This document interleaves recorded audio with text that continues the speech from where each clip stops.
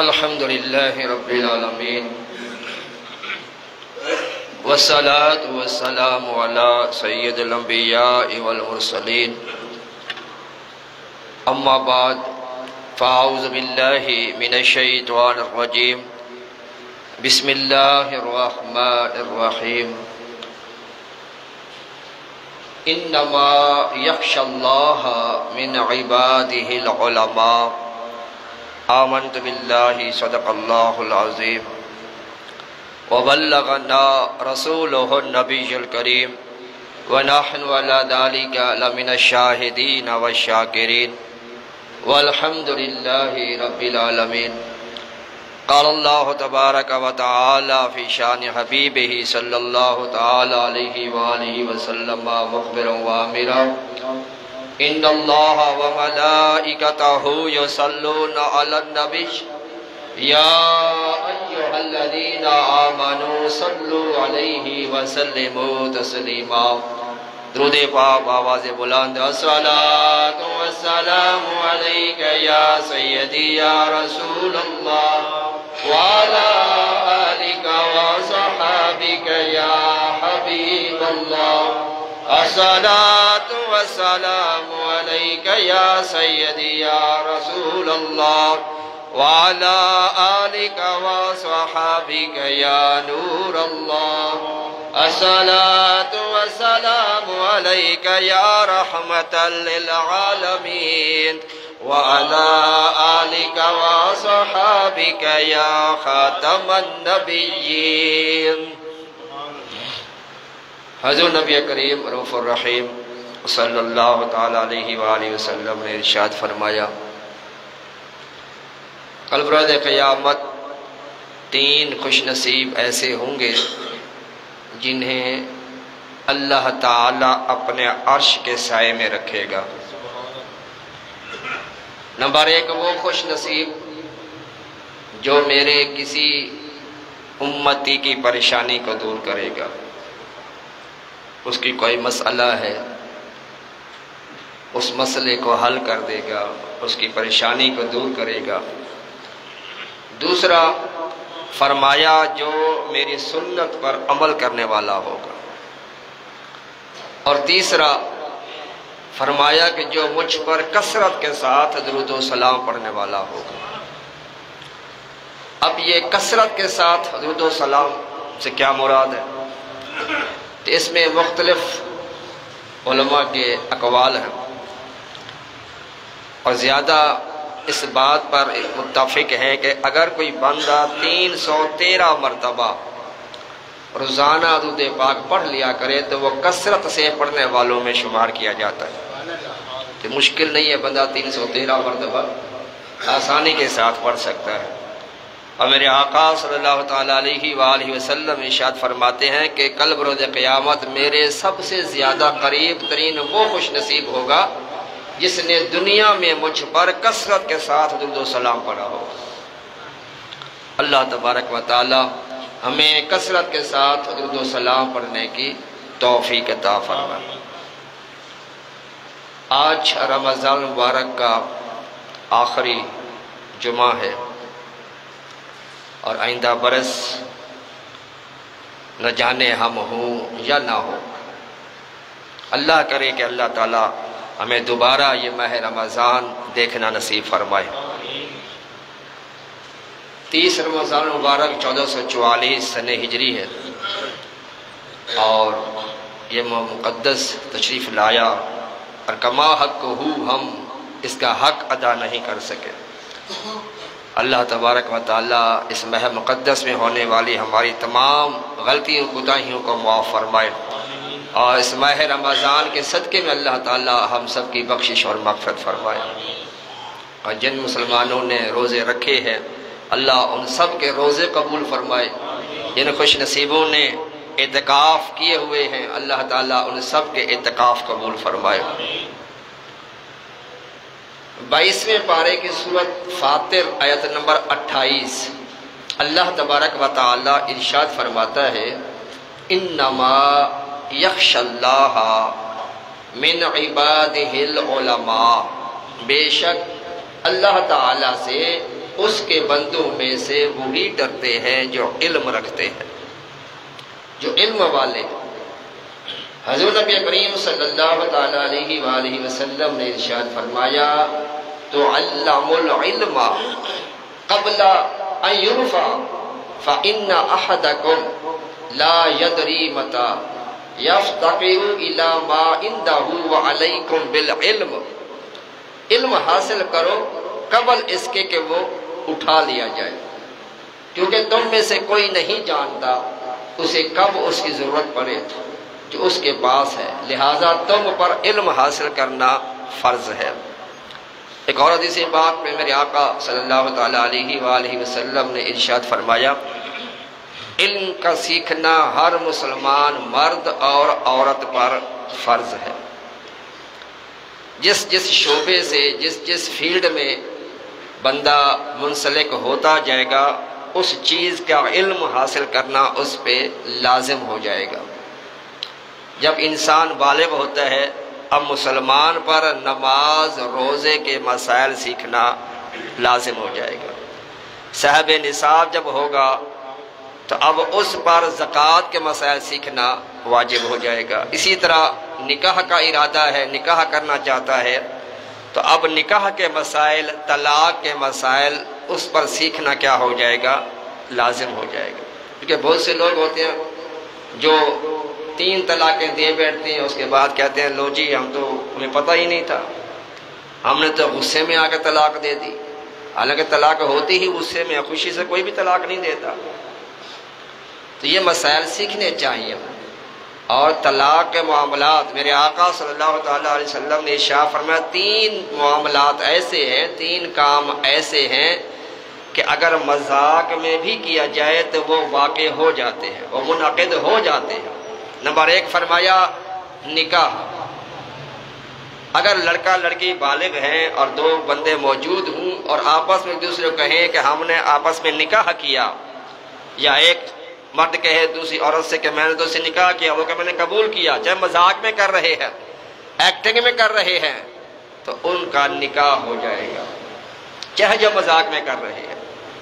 اسی طرح اگر کوئی مذاق میں بیوی کو طلاق کہہ دے تو بھی طلاق واقع ہو جائے۔ بلکہ یہ غالباً 87 یا 89 کا واقعہ ہے، پاکستان کے مشہور ایکٹر ہیں عثمان پیرزادہ اور ایک اس کی اہلیہ سمینہ پیرزادہ، تو انہوں نے ڈرامے کے اندر ایک دوسرے کو طلاق دے دی، تو بڑا مسئلہ کھڑا ہو گیا تھا۔ علماء کرام نے کہا تھا اب چونکہ یہ حقیقی میاں بیوی بھی ہیں لہٰذا ان پر طلاق کا جو ہے فتویٰ لگا تھا۔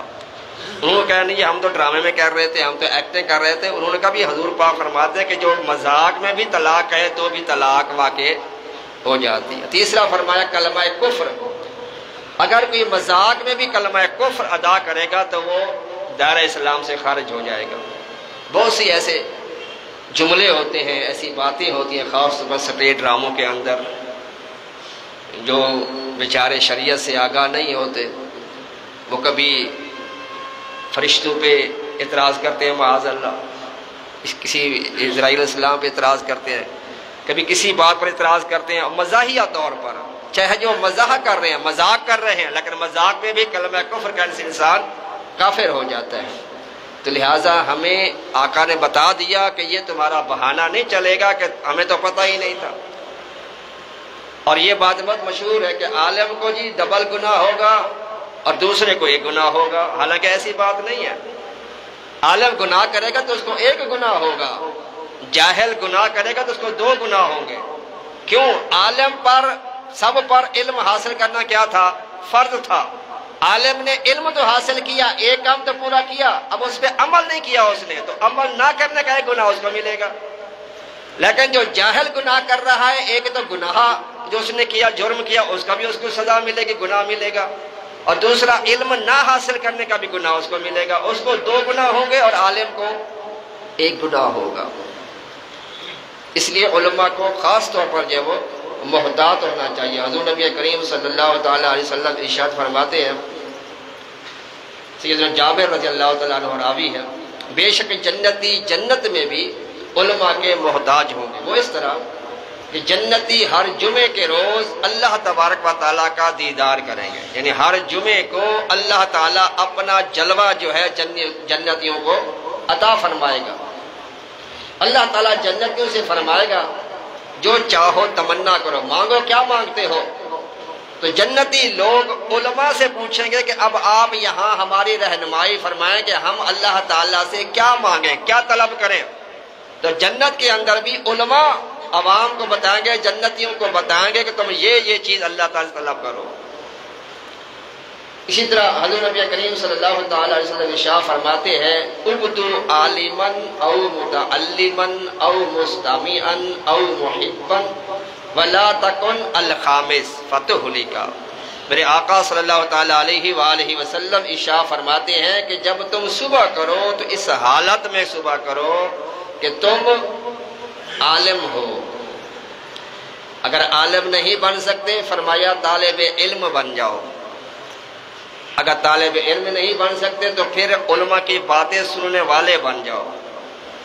اگر یہ بھی نہیں بن سکتے تو چوتھا فرمایا پھر ان علماء سے محبت کرنے والے بن جاؤ۔ وَلَا تَكُنْ الْخَامِسَ، پانچویں نہ بننا۔ چار کیٹیگری کے اندر اللہ کے محبوب نے فرمایا یا تو عالم بن جاؤ، نہیں بن سکتے تو پھر طالب علم بن جاؤ، وہ بھی نہیں بن سکتے پھر طالب علم کے بعد تم ان کے علم دین کی باتیں سنا کرو۔ اگر یہ بھی نہیں کر سکتے تو پھر علماء سے محبت ضرور کیا کرو۔ وَلَا تَكُنْ الْخَامِسَ، پانچویں نہ بننا، ان چاروں سے ہٹ کر پانچویں گروپ میں نہ شامل ہو جانا، نہ عالم بنو نہ طالب علم بنو یا ان کی باتیں نہ سنو اور نہ ہی علماء سے محبت کرو۔ پانچویں کیٹیگری میں اگر تم داخل ہوگے فَتُهْلِكَ، تو تم ہلاک کر دیا جاؤ گے۔ اور اسی وجہ سے بہت سے لوگ جو علماء سے رابطہ نہیں رکھتے، معاذ اللہ علماء پہ اعتراضات کرتے ہیں، ان سے متنفر ہوتے ہیں، علماء کو معاذ اللہ حقیر سمجھتے ہیں، پھر وہ حلال حرام کی تمیز ان سے اٹھ جاتی ہے، جو آتا ہے وہ کھائے جاتے ہیں۔ حلال حرام کے مسائل یہ علماء ہی بتا سکتے ہیں، جاہل یہ مسائل بیان نہیں کر سکتا۔ میرے آقا صلی اللہ تعالی علیہ وسلم شاہ فرماتے ہیں انما بعثت معلما، اللہ تعالیٰ نے مجھے معلم بنا کر بھیجا ہے۔ یہ کو زیادہ کھلا ہوا ہے، اس کو کم کریں۔ فرمایا کہ مجھے اللہ تعالیٰ نے معلم بنا کر بھیجا ہے، علم سکھانے والا بنا کر بھیجا ہے۔ ایک مرتبہ حضور نبی کریم صلی اللہ تعالی وسلم نے صحابہ کرام سے پوچھا جانتے ہو سخی کون ہوتا ہے؟ کہ اللہ و رسولہ عالم، اللہ جانتا اور اس کا رسول جانتے ہیں صلی اللہ علیہ وسلم عز و جل۔ حضور نبی کریم صلی اللہ تعالی علیہ وآلہ وسلم نے ارشاد فرمایا اللہ تعالیٰ بہت بڑا جواد ہے۔ جواد وہ ہوتا ہے جو اوروں کو کھلاتا ہے خود نہیں کھاتا، سخی وہ ہوتا ہے جو خود بھی کھاتا ہے اوروں کو بھی کھلاتا ہے۔ اللہ تعالیٰ سخی نہیں ہے، سخی مخلوق ہوتی ہے، اللہ تعالیٰ جواد ہے، وہ اوروں کو کھلاتا ہے خود کھانے سے پاک ہے۔ میرے آقا سخیوں کے سخی ہیں، آپ خود بھی تناول فرماتے ہیں اور لوگوں کو بھی کھلاتے ہیں، اسی لیے میرے آقا خود ارشاد فرماتے ہیں واللہ موتی وانا قاسم، اللہ تعالیٰ مجھے عطا کرتا ہے اور میں اس کو تقسیم کرتا ہوں۔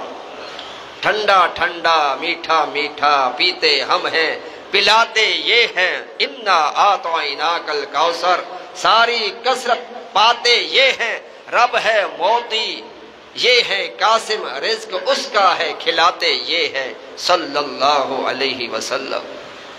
تو فرمایا سب سے بڑا جواد جو ہے وہ اللہ تعالیٰ ہے، اور ثم اس کے بعد انا، اس کے بعد میں ہوں، اجود بنی آدم، بنی آدم میں سب سے بڑا سخی داتا میرے آقا فرماتے ہیں میں ہوں۔ اور فرمایا میرے بعد سب سے بڑا سخی کون ہے؟ فرمایا وہ عالم علما فنشرہ، وہ سب سے بڑا سخی ہے کہ جس نے علم دین سیکھا اور دوسروں کو سکھایا۔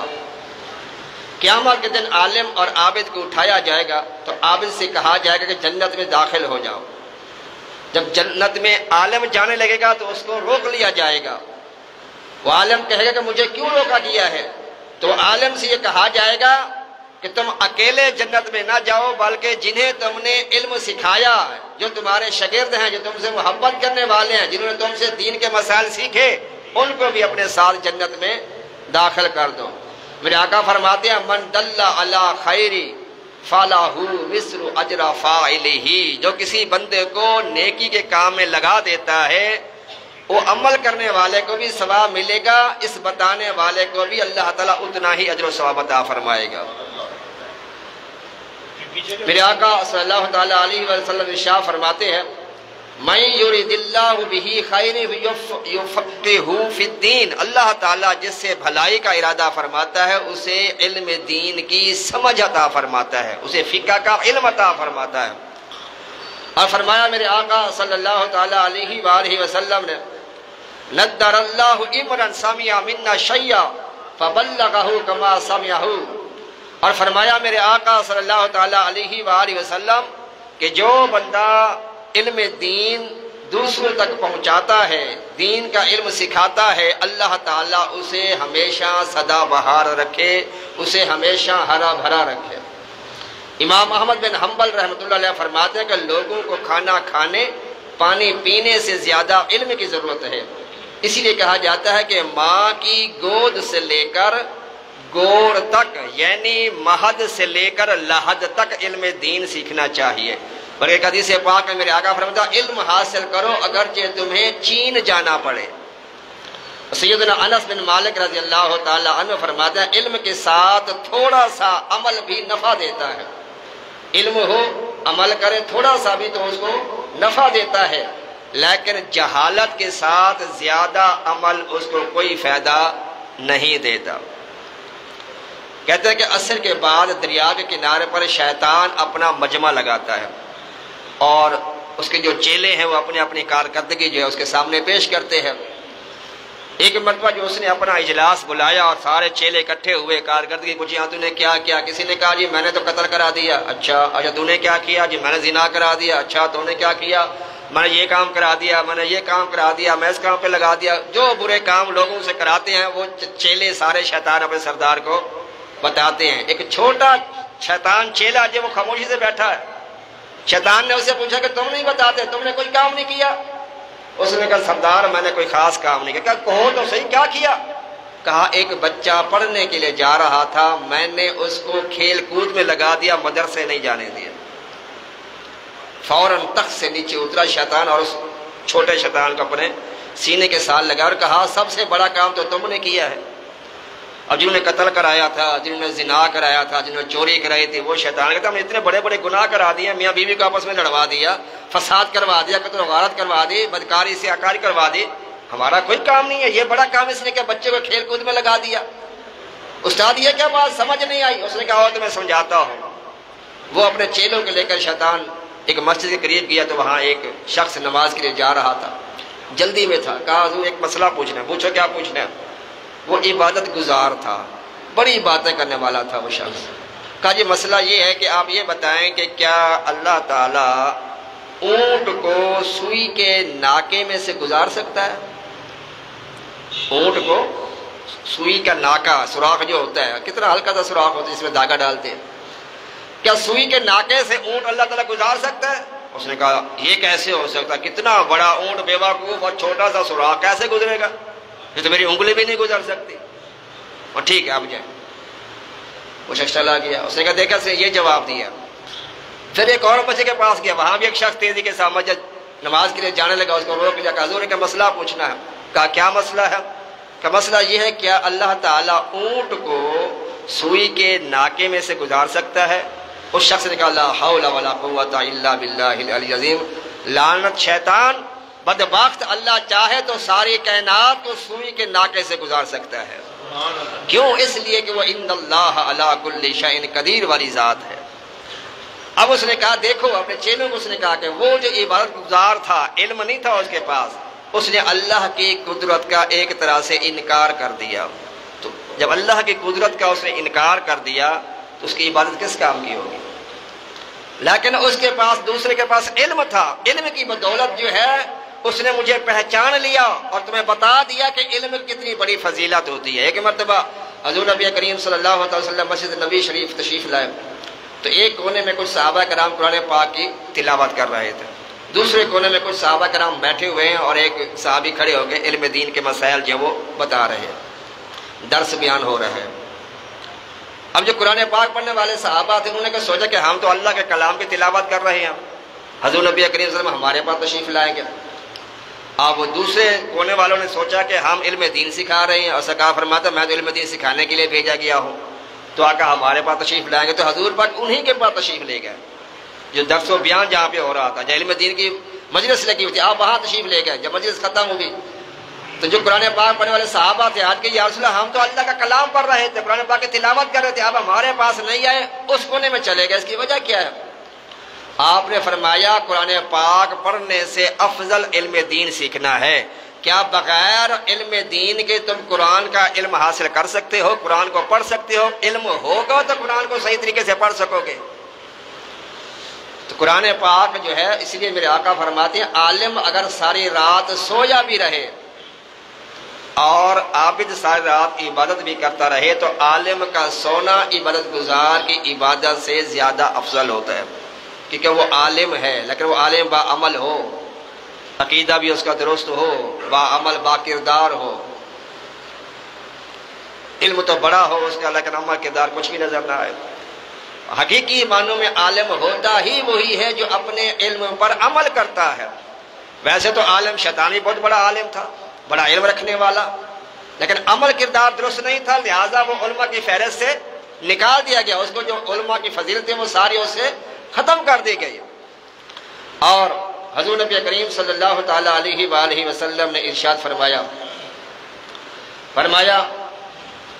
العلماء مصابیح الارض، علماء زمین کے چراغ ہیں، وخلفاء الانبیاء اور انبیاء کے جانشین ہیں، وورثۃ انبیاء اور انبیاء کے وارث ہیں۔ ایک اور حدیث پاک میں میرے آقا صلی اللہ تعالی علیہ وآلہ وسلم نے ارشاد فرمایا کہ میری امت کے جو علماء ہیں، فرمایا کہ یہ بنی اسرائیل کے انبیاء کی طرح ہے۔ علماء امتی کا انبیاء بنی اسرائیل۔ جب میرے آقا صلی اللہ علیہ وسلم معراج کی رات تشریف لے کے جا رہے تھے تو موسیٰ علیہ السلام سے ملاقات ہوئی، تو آپ صلی اللہ تعالی علیہ وسلم سے عرض کیا اے اللہ کے پیارے محبوب صلی اللہ تعالی علیہ وسلم، آپ نے یہ ارشاد فرمایا کہ آپ کی امت کے جو علماء ہیں وہ بنی اسرائیل، موسیٰ علیہ السلام بنی اسرائیل کے نبی ہیں، کہ بنی اسرائیل کے نبیوں جیسی ہیں، اس کا کیا مطلب ہے؟ تو میرے آقا صلی اللہ تعالی علیہ وآلہ وسلم نے امام غزالی کی روح کو آواز دی۔ امام غزالی بہت مشہور اللہ کے ولی ہیں، امام محمد بن غزالی رحمۃ اللہ علیہ، ان کی روح متشکل ہو کر سرکار کی بارگاہ میں حاضر ہو گئی۔ میرے آقا نے فرمایا کہ غزالی اللہ کے پیارے پیغمبر موسیٰ سے ہم کلامی کا شرف حاصل کرو، ان کے سوال کا جواب دو۔ تو سیدنا موسیٰ علیہ السلام امام غزالی سے پوچھا کہ آپ کا نام کیا ہے؟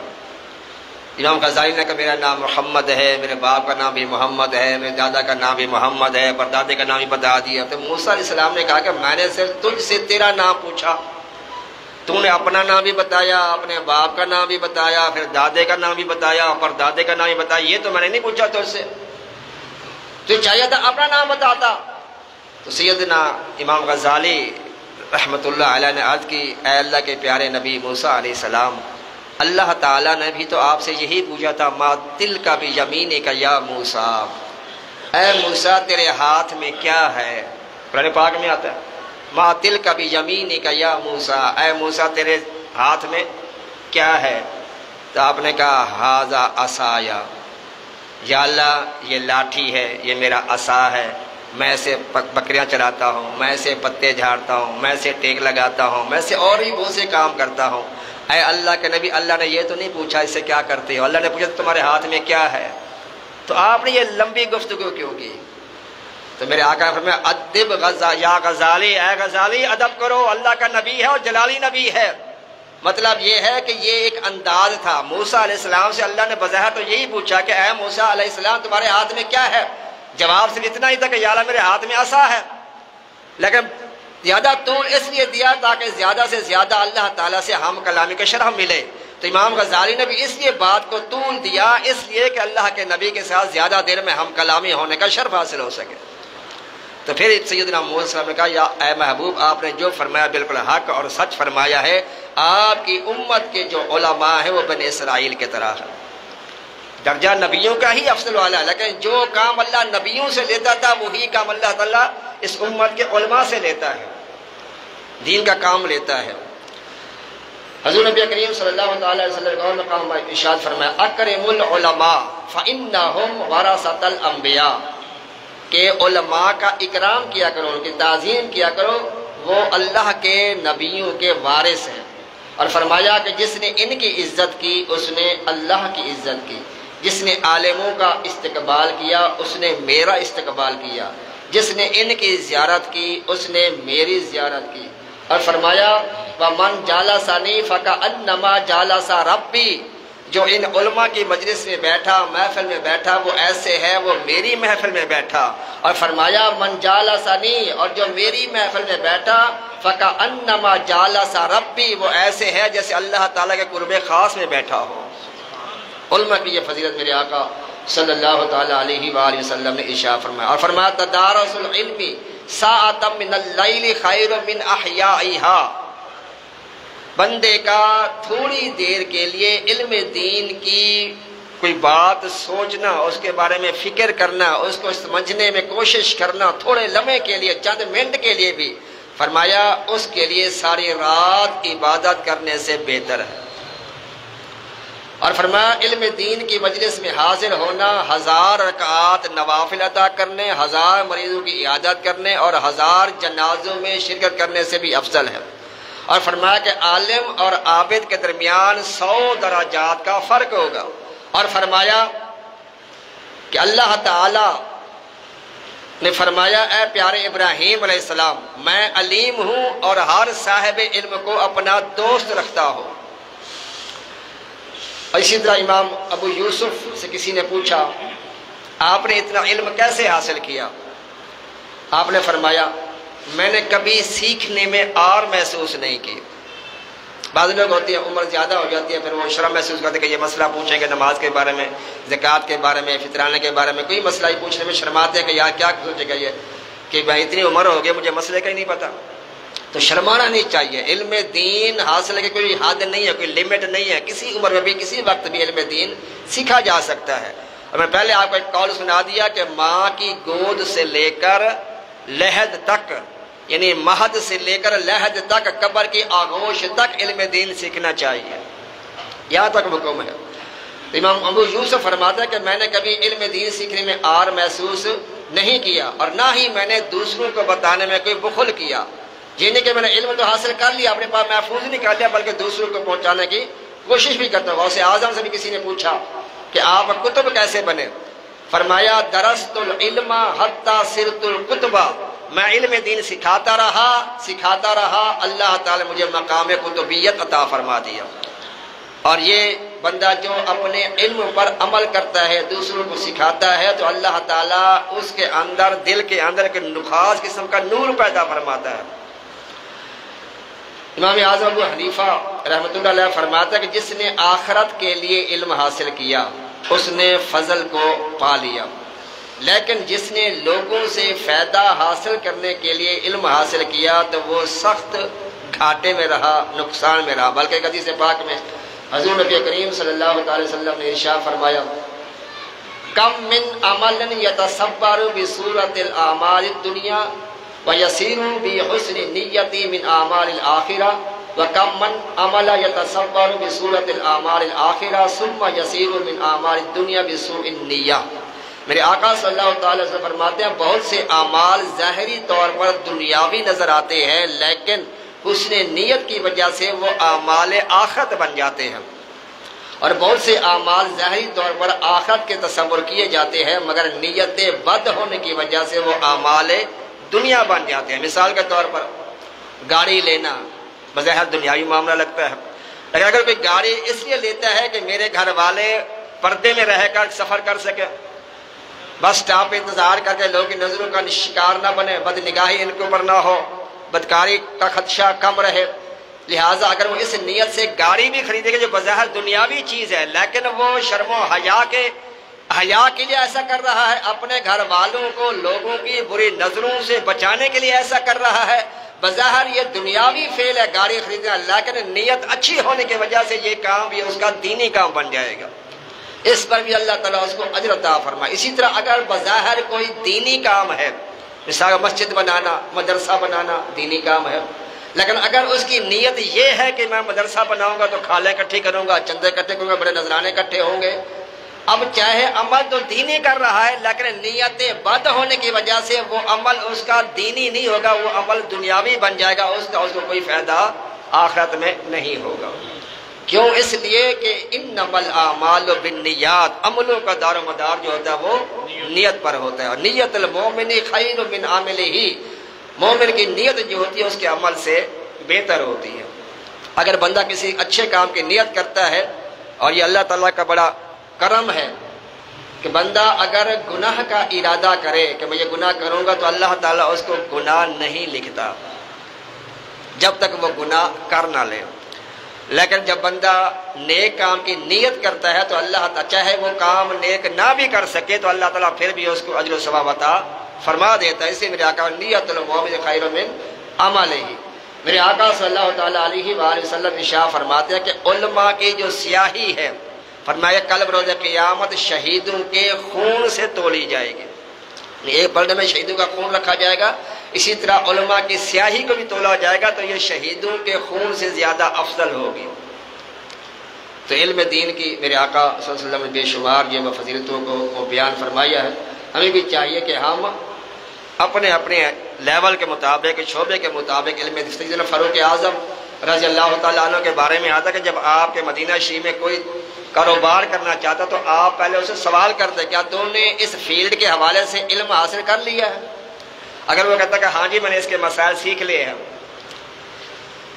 اگر وہ کہتا کہ میں نے نہیں سیکھا تو آپ فرماتے ہیں کہ پھر تم یہاں اس مدینے میں کاروبار نہیں کر سکتے۔ کیوں؟ اس لیے کہ تمہیں پتہ ہی نہیں ہوگا کہ کیا چیز بیچنی ہے، کیا چیز نہیں بیچنی، کیا حلال ہے کیا حرام ہے۔ لہٰذا اس وجہ سے علم دین جس فیلڈ میں جائے گا اس فیلڈ کا علم حاصل کرنا اس کے لیے ضروری ہو جائے گا۔ کاروبار کرنا چاہتا ہے تو اس کے مسائل سیکھنا اس کے لیے ضروری ہو جائے گا، خاص سودی معاملات کہیں اس کے اندر داخل نہ ہو جاؤ۔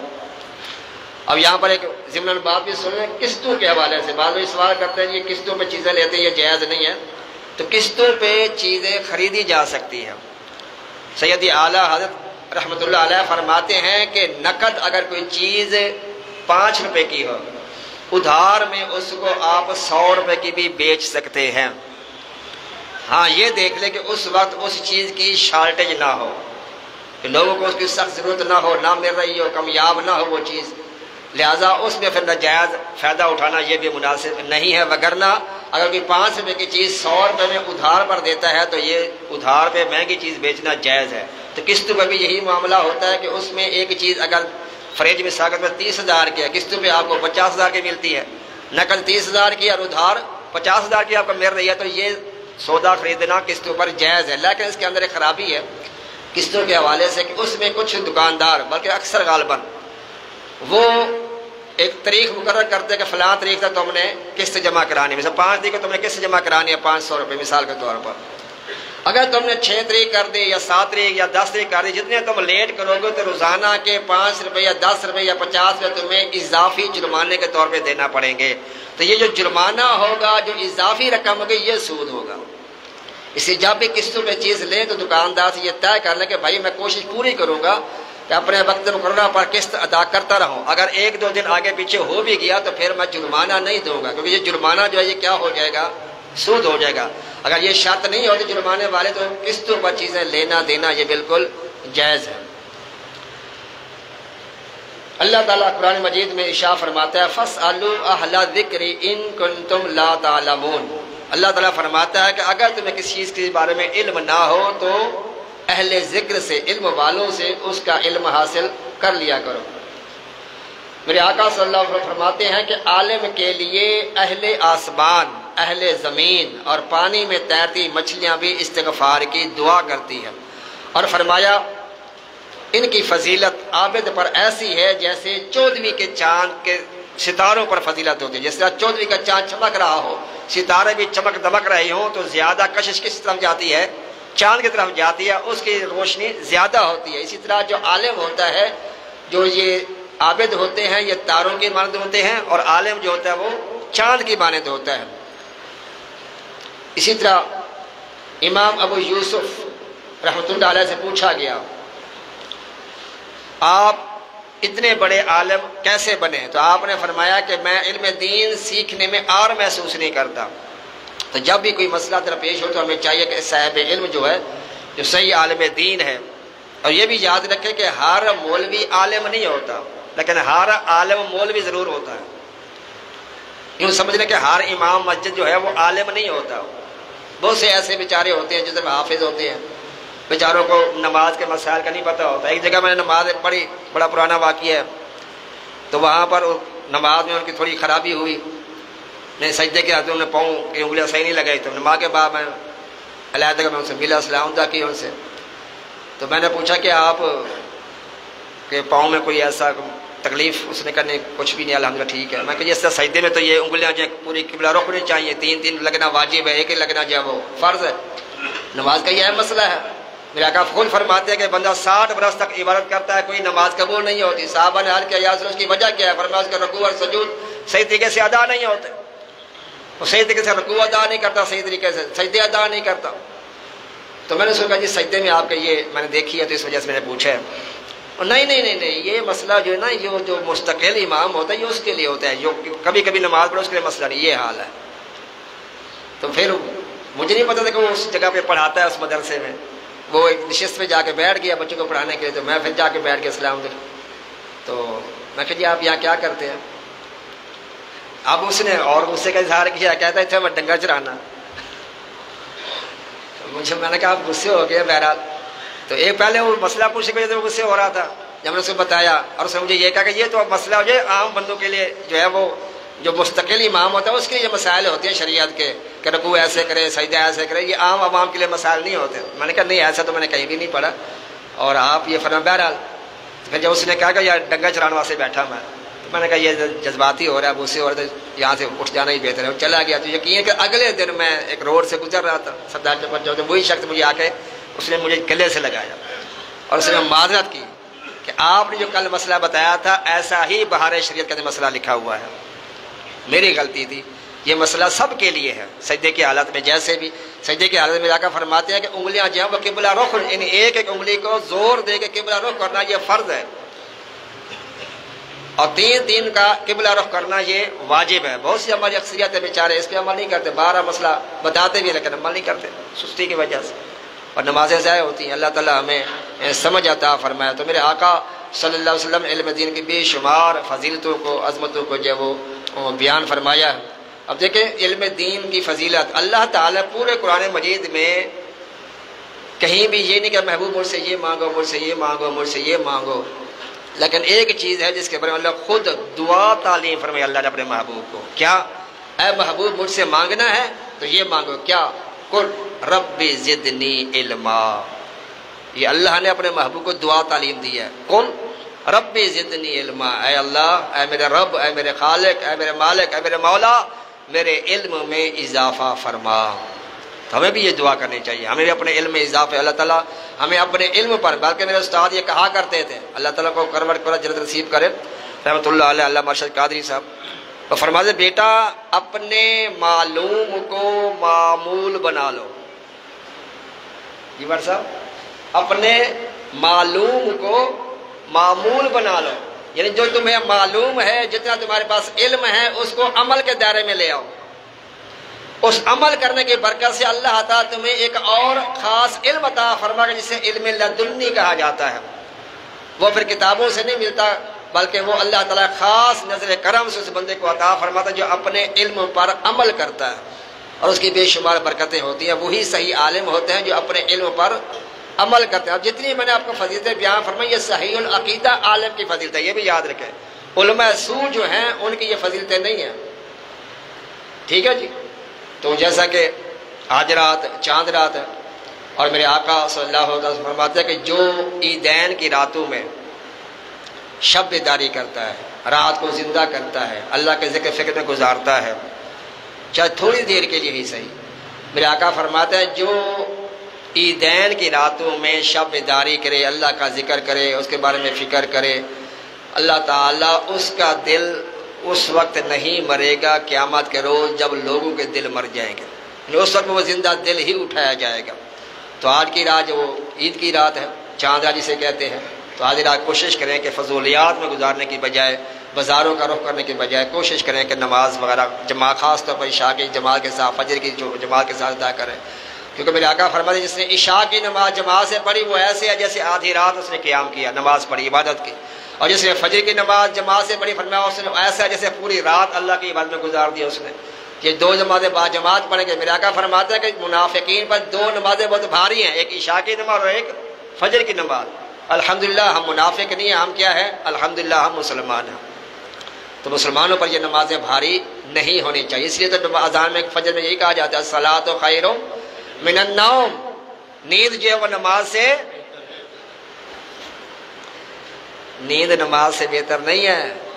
ہمارا عمل تو ایسے ہی ہے بیدار، نیند عمل سے نماز سے بہتر نہیں ہے، نماز نیند سے بہتر ہے۔ تھوڑا چست ہو کے بیٹھا کر، الصلاۃ خیر من النوم، نماز نیند سے بہتر ہے، اور ہم نے کیا بنایا ہوا ہے؟ نیند سے، نماز سے نیند بہتر۔ ہم سوئے رہتے ہیں تکیے میں نے آپ کو حدیث سنائی تھی میراشی کے والے سے کہ شخص کے جو ہے وہ پتھروں سے سر کچلا جا رہا تھا، پوچھا گیا اس کا عذاب کیوں ہو رہا ہے؟ کہا اس وجہ سے کہ نماز کے اوقات میں سویا رہتا تھا۔ اس لیے ہمیں سمجھنا چاہیے، نمازوں کی قدر کرنی چاہیے۔ میں رمضان شریف میں جس طرح ہم الحمدللہ اہتمام کے ساتھ مسجدوں میں آتے رہے، اے کاش کہ سارا سال اسی طرح ہم مسجدوں کو آباد رکھیں۔ اللہ تعالی ہم سب کو استقامت عطا فرمائے۔ اور عید کی چند سنتیں بھی ہیں، انشاءاللہ اس مسجد میں عید کی نماز جو ہے وہ 7 بجے ادا کی جائے گی، 6:30 بجے بیان شروع ہوگا اور 7 بجے انشاءاللہ نماز عید جو ہے وہ ادا کی جائے گی۔ تو عید گاہ کی طرف آتے ہوئے، چھوٹے عید میں آتے ہوئے کوئی چیز کھا کے آنا یہ سنت ہے، خاص میٹھی چیز، کھجور وغیرہ کھا لیں، سیویاں وغیرہ تو وہ کھا لیں، کھجور کھانی ہے تو تاک اس میں کھا لیں، 1 کھا لیں، 3 5 7 9، زیادہ بھی نہ کھائیں کہ وجہ سے وہ گرمی ہو جائے، تو بھائی تاک عدد کھجور کھا کے عیدگاہ کی طرف آنا یہ بھی سنت ہے۔ اسی طرح راستے میں تکبیرات، یعنی اللہ اکبر لا الہ الا اللہ واللہ اکبر اللہ اکبر، یہ چھوٹے عید پہ آہستہ پڑھتے ہوئے آنا یہ سنت ہے۔ بڑی عید میں آتے ہوئے اونچی آواز سے پڑھتے ہوئے آنا ہے، اور چھوٹی عید میں عید الفطر میں آہستہ یہ تکبیرات پڑھتے آنا یہ سنت ہے۔ اسی طرح ایک راستے سے آنا اور پھر دوسرے راستے سے واپس جانا یہ بھی سنت ہے۔ اسی طرح اس دن غسل کرنا، ناخن ترشوانا، مسواک کرنا، خوشبو لگانا، عطر وغیرہ لگانا یہ بھی سنت مبارکہ ہے۔ اور نماز عید سے پہلے فطرانہ ادا کرنا یہ بھی مستحب عمل ہے، اچھا عمل ہے، اور خوشی کا اظہار کرنا، کثرت کا صدقہ خیرات کرنا یہ بھی ان مستحبات میں شامل ہے۔ اللہ تبارک و تعالیٰ کی بارگاہ میں دعا ہے کہ ہمیں ان باتوں پر عمل کرنے کی توفیق عطا فرمائے۔ وما علیہ الا البلاغ، سنت دعا۔